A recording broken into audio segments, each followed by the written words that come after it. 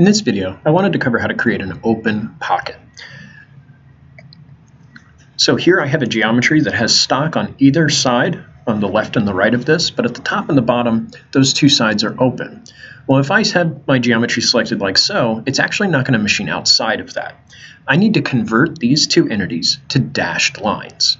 So the first thing I need to do is go to my select mode, pick both of those lines. I can just drag a box right through the middle, and right-click on the screen and go to Modify Attributes. This will allow me to change the line style to any of the dashed lines. Now I prefer the large dashed line. It's a little bit easier to see on the screen.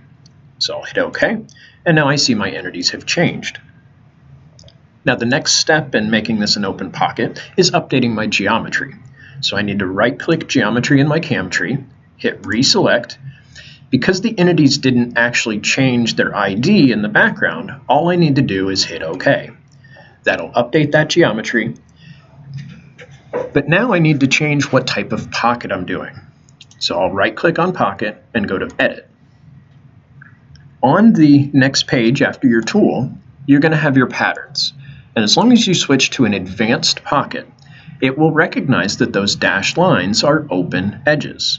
So now when I look at my pocket, I can see that it's coming in from the outside, and the profile is only cutting these edges. So that allows me to add in extensions if I need to, which is a new feature that we've added recently. And by turning those extensions on, I can see the profile now, if I blank my pocket, extends past those entities and is only cutting the area I need it to. It completely disregards the dashed lines. Thank you for watching today's video, and don't forget to sign up for our new BobCAD CAM user forum at forum.bobcad.com.